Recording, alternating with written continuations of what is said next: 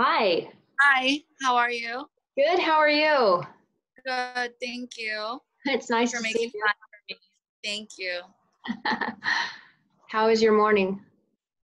Good. It's a little slow, a little late on some stuff. I was planning on using my laptop, but the charger is nowhere to be found.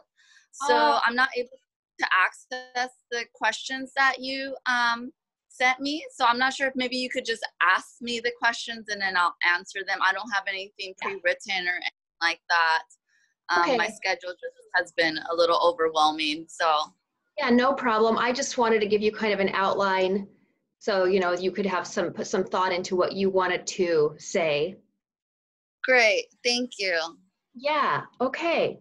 So, first question. Tell me a little bit about yourself. Well, I live in Hawaii right now. I'm very fortunate to be here. I live in a house, and that's the beauty of the background right now. There's a Yeah. beautiful banana tree, and we have lots of fruit growing. With the whole COVID thing, I have not been working like I normally do. I work in spa environment, so I usually do skincare and yoga classes. I live a pretty active, I say, healthy lifestyle and have a Hmm. lot of close friends. Oh, good. It looks Mm. like paradise. It is. It's beautiful over here. I'm jealous because we've got rain like all week long. I'm in Are you, Oregon. I love Oregon. I've spent a lot of time in Oregon. I actually moved down from Mount Shasta, California to Hawaii. Okay, So we've been through Mount Shasta. Right after my husband and I got married, we took a trip through the redwoods and went to Shasta on our way back, and it was gorgeous. beautiful. Yeah, I spent a lot of time in Crater Lake too because it's only 2 hours up north from Shasta. Uh-huh. So many times in Oregon. I love Oregon a lot. Yeah, it's beautiful here. Okay, so tell me what were the circumstances surrounding you becoming involved with Bethany and the pregnancy? Like, how did this all start? Well, I became pregnant as a minor. So I was 16 years old when I became pregnant. And was this in California? Were you in This was in, California? yeah, I was in California. And at the time, yeah, I come from a very broken background, a broken childhood, and I was not with my mother at the time of my pregnancy. My mother had left when I was 15, and my father has always been absent. So I didn't have necessarily like the best upbringing, and I found myself pregnant at 16. So Bethany was referred to me through a pregnancy crisis center that they would be providing me pregnancy counseling so I could, you know, make the best decision that I could possibly make. Okay. And so how did that start? Like, what were those first conversations like with them?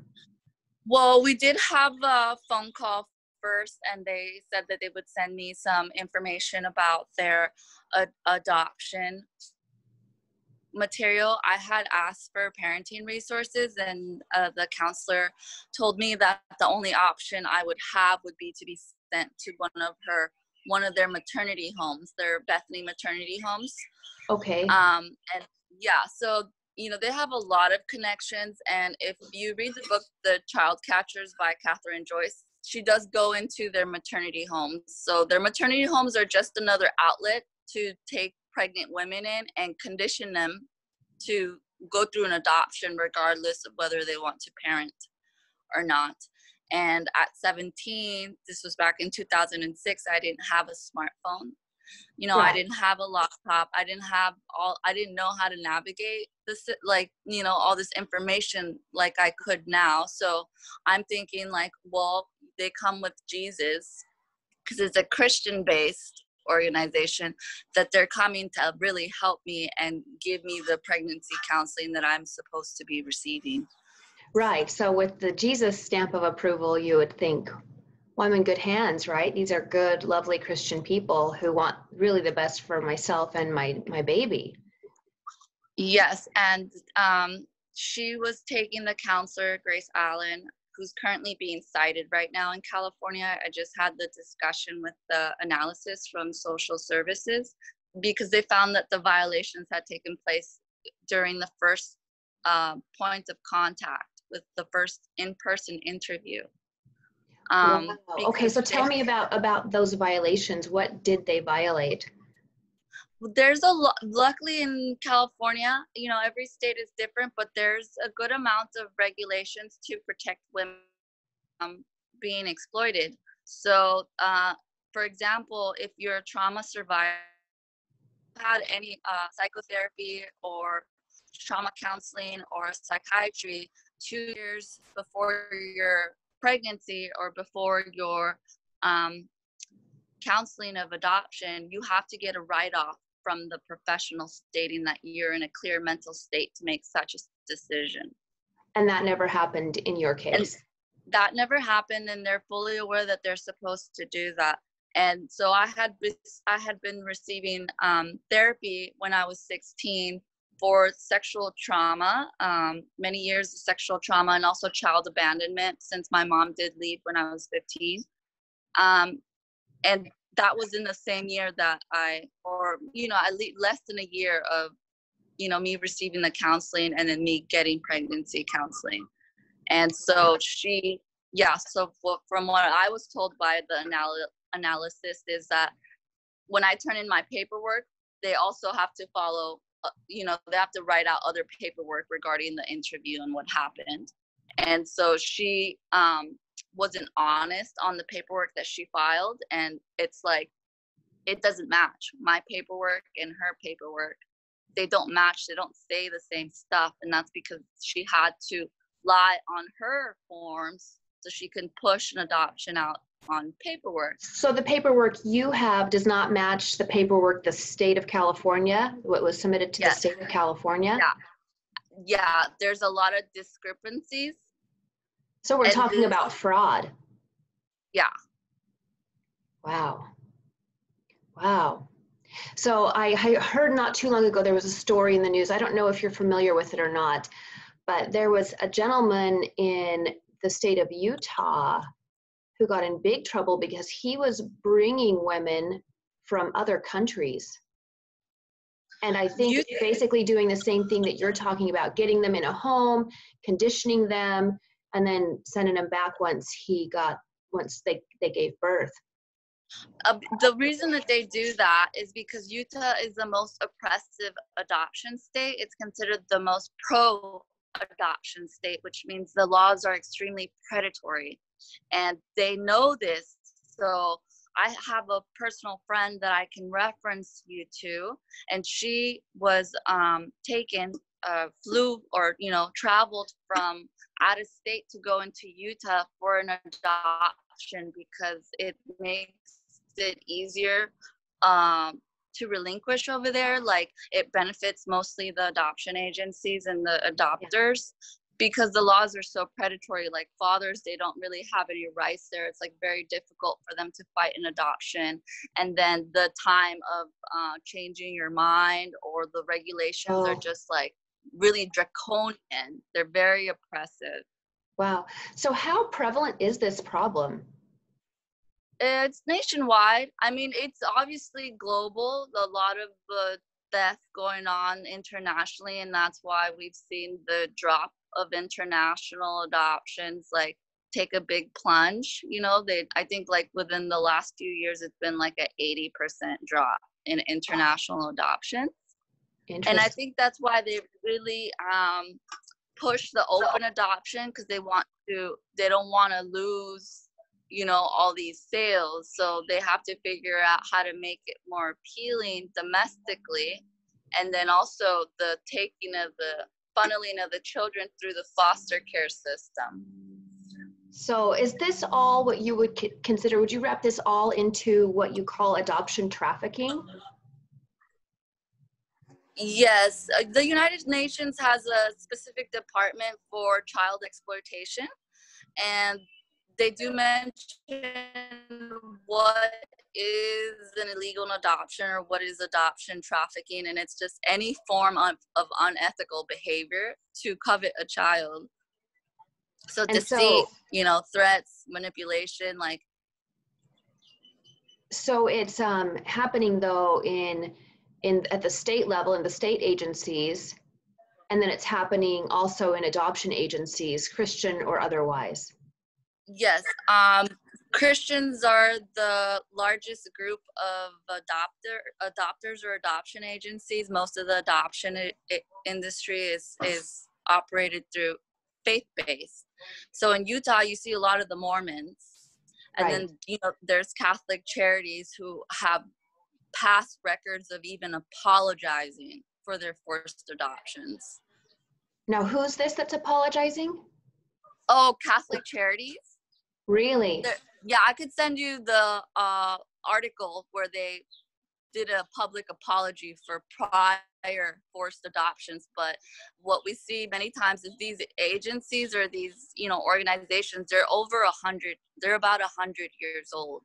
So, they're just like, it's like generational. I mean, the knowledge and the wealth that they have accumulated from these practices, and they're global, they're just, for somebody normal like me that didn't know anything about adoption, like it wasn't, they knew so much that I didn't know, Of that I course. should have known. Yeah. No, what 16-year-old with a hard family upbringing and no support knows this? Yeah. I mean, okay, so tell me about the coercive control. You've mentioned the coercive control before. What were you specifically told, or how do you believe that you were manipulated into this? The God factor definitely plays a big role in the manipulation. And we see that a lot. Like, for example, told that adoption is the gospel and that, this is a form of salvation.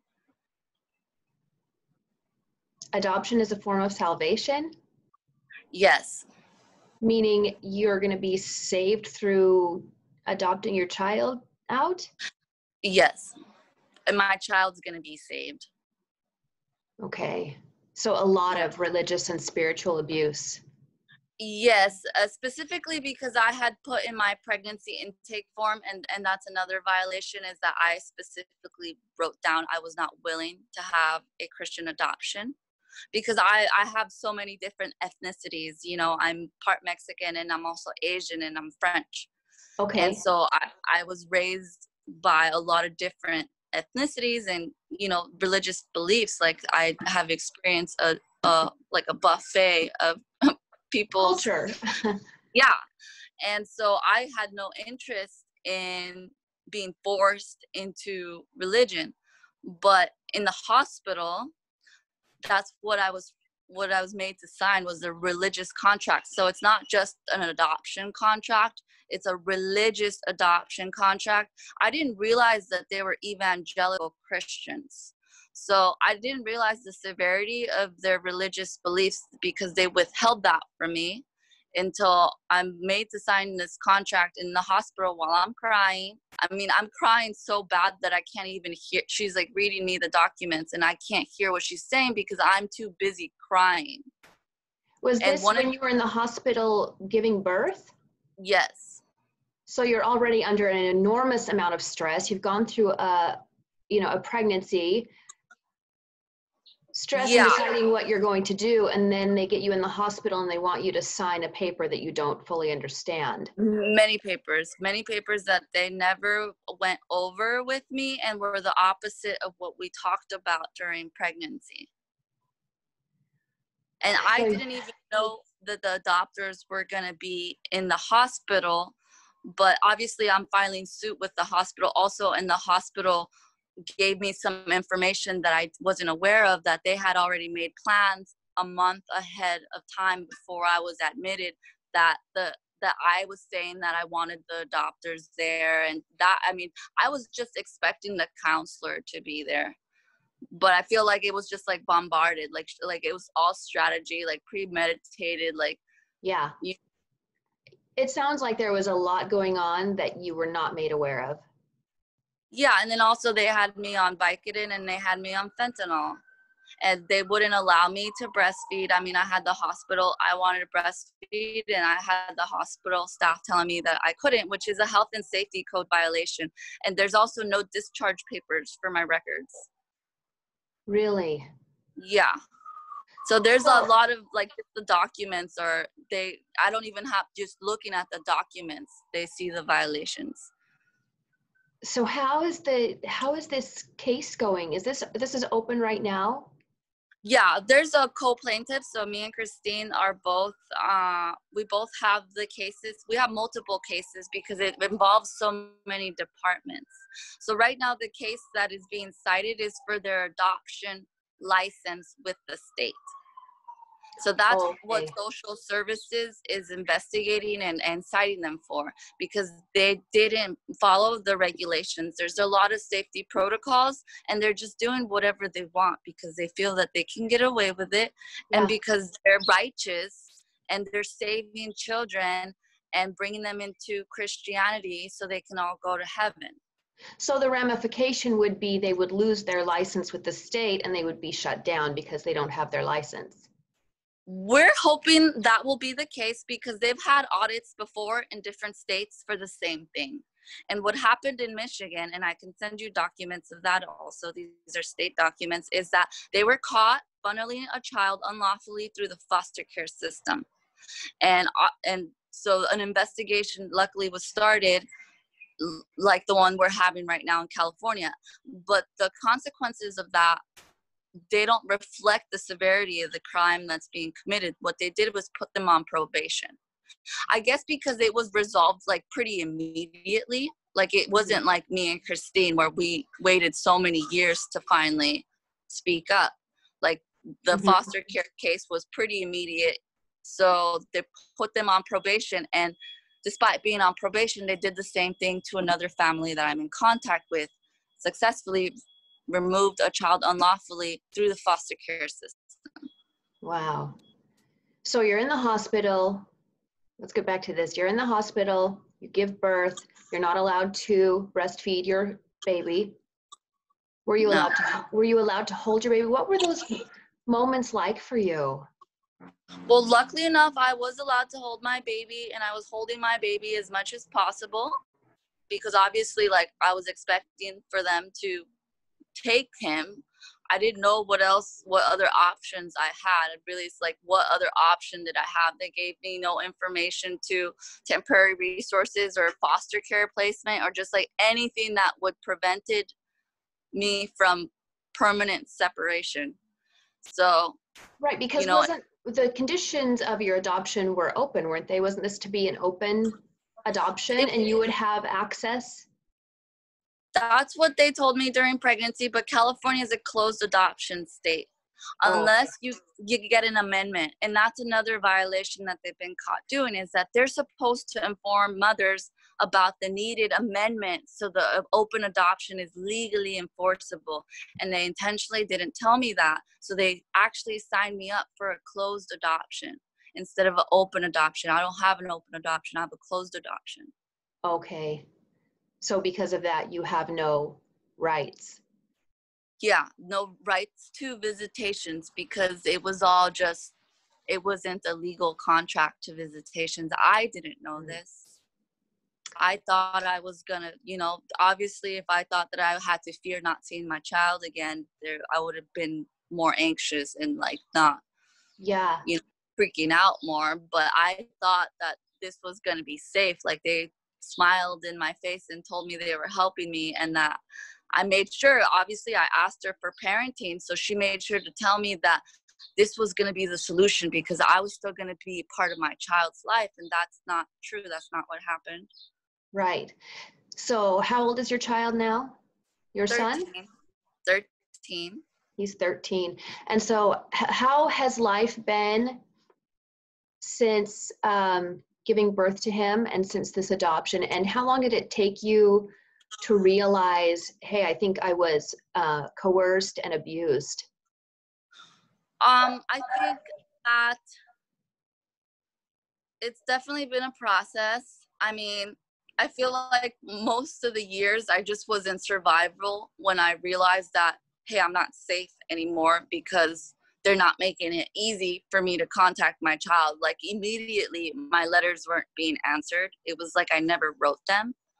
Okay. And, you know, I could tell that I could just feel that I was not welcomed anymore. Like the energy just shifted immediately. Like I felt, you know, semi-safe during pregnancy because I thought they were going to help me. But after the adoption, like I realized like they don't want me around. Like they're not welcoming. Like they ignore me. And, you know, and then also the threat of not having visits, you know, once they told me you don't have to get visits. Right. So obviously, like to me, it was like I just did whatever I could to get visits for years. Okay. So and then how long has this whole litigation been going on? When did you meet other people who have gone through the same thing? Like when did you realize that something had really terrible had taken place to you? I moved to Hawaii. Hawaii is a beautiful state, and I feel like she really heals. And that's part of the reason why I was called here, I think, was for the adoption, because it just so happened that my housemate had experienced the same thing, but through the foster care system. So then we started sharing stories, and then when you're talking about similar things, light bulbs start to flash off. Like, and she's older than me, so she knew more stuff than I did, and she kind of guided me into realizing like this is not normal, this is not okay. Like, and then one thing led to another, you know. And also just because you can only tolerate being abused for so long, and then obviously like I just lost it because I've been waiting 13 years for those promises that I was given. And before it was scary because if they cut me off before, my son wouldn't remember me. Right. I could just be erased completely. Like there would be no recollection. The falsified birth certificate could keep him in a hostage situation where he doesn't even know he's adopted. Right. And but he does know about you. Now he does. Yeah. Now he does, because I had to do whatever I had to do to make sure that I got my 12 hours of visitation, which is all I've managed to acquire in 13 years, is about 12 hours of in-person contact. Yeah. So tell me how those visits were when you saw your son. It was good. I love spending time with him and want to spend more time with him. And I just really appreciate that I got to see him all those hours, because most people, they don't even get that. So I was actually one of the more fortunate cases where, I was able to see him even though it was so little throughout all these years. So I'm extremely fortunate. Most majority open adoptions close out before the age of 5, and I made it to 13. So I cherish those memories with him, and I just hope that I'll be able to spend more time with him later and just like be supportive of him and be there to listen to him and just, let him know that I love him so much, and I'm really sorry too about everything. That kind of answers one of my questions. I was going to say, what would you, God willing, what would you say if your son watched this? What would you say to him? But I think that summed it up beautifully. Thank you. Yeah, so I'm happy in Hawaii. I hope he comes here, to be honest. Like, I would like to have a family reunion here, Hawaiian style. So like he knows, like he has more support no matter what. Is he in California, or his adopted parents in California? Yeah. Luckily they were in California, because they were pretty close to doing an out-of-state adoption, and that would have been extremely just worse. Oh yeah. So what have his adoptive parents' attitude been toward you? Have they been welcoming to you? they're very cold to me. I mean, I feel like it's not my fault. I'm like a very peace-loving person, and I feel like I did a lot to try to warm up to them, and I thought I did meet them for an hour before they came to the hospital, which to me now sounds crazy. Like, why would you counsel a 16-year-old in this manner? Like, that is insane. Like, especially because they knew, like, I already had issues with family separation. Like, I was just in a temporary hardship, Yeah. and I just Do needed you think they support. view you as a threat? Yeah, because they have created this world for themselves that I'm not a part of. And I mean, I've had the adopter mom, tell me things like I'm not part of her family. So, I mean, to me, that's just like, I'm not part of your family. You came and you took my child in my hospital, and I'm not part of your family. Well, the reality is your child is part of you. So you're there every day. Yeah. That's something that they can't take away. Yeah. Yeah, so I just feel like I don't know these people.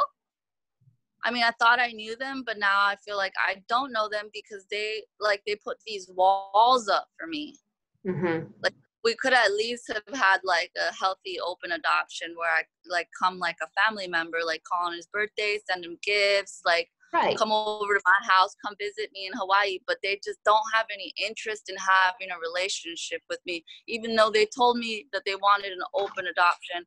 The only reason they said that is because that's the only reason they would have gotten my child. Right. If they would have been honest with me, they wouldn't have gotten my child. Right. It sounds really familiar to parental alienation.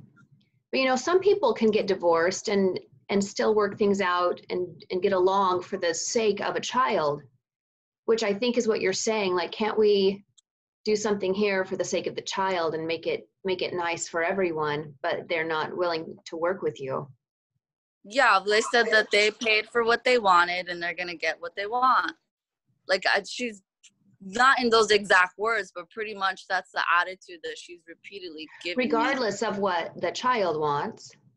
Yeah, and I honestly, I mean, the manipulation has, I've seen it for years with the threats of like not having any more contact, and I like putting words in my child's mouth that he's not interested in seeing his paternal grandmother, because obviously she didn't want to be separated. She was the one taking care of me when I was pregnant, but she didn't know that Bethany was coming to give me counseling when she wasn't home.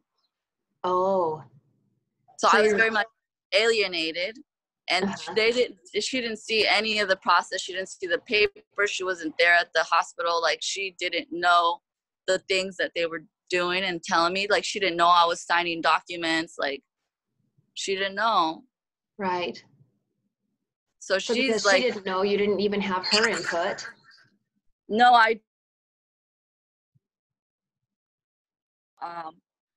make me feel like I couldn't trust her, because when they first sent me a packet of information, she threw it away. We suspect because I never got it, and I told Bethany, like, hey, I never got your stuff, and they're like, they said, who else has access to the mail, and I told them that Valerie, you're cutting out just a little bit. I probably couldn't trust me, but it turns out that hear me better now. There you go. That's better. Oh, okay. Seemed like when you moved, it got a little sketchy there. There's some noise, so I'm just gonna move too, because there's a construction going on. So I'm just gonna move to where it's more silent, and hopefully you can hear me. Yeah. Yeah, I just feel like the adoption wasn't about what's best for my child. It was about, what was best for the parents that wanted your child. Yeah. So I feel like I wasn't really part of the decision either. Like, I feel like I really wasn't heard, because I said what I wanted and I never got it. So do you think there's a better alternative to adoption? Another option for maybe a young mother who finds themselves in your position? I mean, I feel like adoption could be a great thing if we do a lot of transformation in it to where it's like really making bigger families. Because the thing about Hawaii is like they teach Ohana, and that means everyone is family, whether you're blood related or not. Like we're all one big family. So Mhm. it's when adoption unnecessarily separates people, that's the opposite of helping a child. Like why would you want to limit all the resources that they can have and all the support they can have? Yeah, there can never be too much love for one child, right? Yes. So I'm not against adoption. I just feel like there's definitely a lot of growth Mm-hmm. that needs to be implemented in that industry. And because, there are kids that do need to be removed, and maybe certain mothers are in situations where they do need more support, or whatever reasons they have that they can't do the traditional role of a parent, but it shouldn't have to alienate anybody unnecessarily. I Right. just feel like that we could implement a healthier system. Yeah, I agree. Because I'm not adopted and I don't have a lot of experience, obviously, with adoption. But I've never met any adopted person that does not want to know their roots. They want to know where they come from. It's important. It's part of someone's identity, I believe. Yeah, I mean, I could relate to, because I've never met my father. So, to me, it's just upsetting that I didn't realize the situation that my child was being put in, Yeah, and that I didn't have the capacity to prevent it or stop it or intervene, right. because I don't want him treated that way. I respect his civil rights, and I want him empowered. Yeah. So So I what just working on myself right now so I can be the best I can be. So if when he does come around, I can be there for him in every, any way that he needs, emotionally, financially, spiritually, and like know that, he has another home too. If he needs help, like that's all I want to do is just support him. Oh, that's lovely. So I think I have one more question and then we'll get to your final thoughts. But what would you like to say to adoptive parents or any parents that are any couples that are considering adoption? What would you like them to know? Um, I would like them to listen more to adopted voices. There's a lot of adult adoptees there, trying to navigate them and help make it better for the younger adoptees. There's definitely a gap of awareness, especially if you haven't relinquished or you haven't experienced relinquishment. And the only two people that experience relinquishment is really the mother and the child. Yeah. So just like more awareness, because these agencies are predatory. They don't just exploit pregnant women, they exploit adopters too, big time. They many times I've seen like adopters, they don't realize like they're being sold a lie also, like they're What's the also lie that being they're being abused. sold? Well, for example, in my case is that, adoption was my choice. And really I was choiceless. Mm-hmm. Or it's not that actually I did have choices. They You're were cutting out again. just withheld from me. Okay, Sorry. Can you hear that's me okay. better? Say that. Oh yeah, there you go. Say that again because I missed that. Well, I feel like it's similar to the lie that I was sold, which is adoption was in the best interest of my child, but lying and all this deception Uh-huh. and just the I feel like it's really psychologically abusive too, to the whole role play to, like, you know, forcing someone to call you mom because Right. you paid for an adoption. Like, if you look at adoption systems in other parts of the world, like, they do guardianship, but you don't manipulate the child into calling you mother or father, because you're not the mother and father, you're the guardian. Like, Oh, they'll respect the family lineage, and they don't change names too. It's the whole stripping of identity. right. That makes sense. Do you feel like maybe adopters are financially exploited? Yes, they are. Absolutely. So much. I mean, you know, I feel bad for what they do to women that are in so much grief, and, you know, they're dangling a, you know, newborn baby. Adoption is the solution to your Yeah, issues. Like, that is so abusive to do that to any woman also, and then, you know, and then put her in this situation where it's not even a healthy adoption. Like, that's horrible. That's just yeah. awful. Like, that is just terrible. Like, what they do to women, just women and children. Like, Well, on both sides too. yeah, it's like, so there's a part of me that's like not absolutely upset. Like, I could understand because they were exploited too. I mean, I'm sure they had more awareness than I did to a lot of the things, and they obviously are in a position of power right now. And, Right. you know, they don't have to be such tyrants and with no compassion. But you know, they were exploited. Yeah, yeah. So So you've both been exploited by the system, by the adoption yeah, system.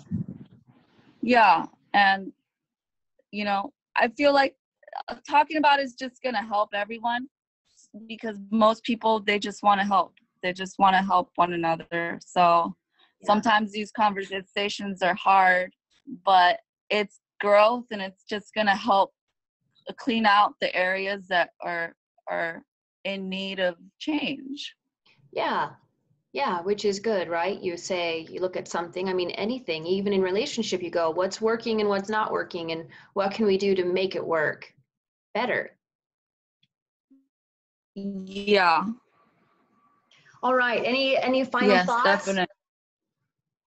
Just thank you so much for your time. I really appreciate your presence and your interest and all your feedback. You're so welcome. Thank you so much for your time. Yes, thank you for sharing your story, Valerie. You're very courageous, and good luck. Thank you. Aloha. Aloha. Bye.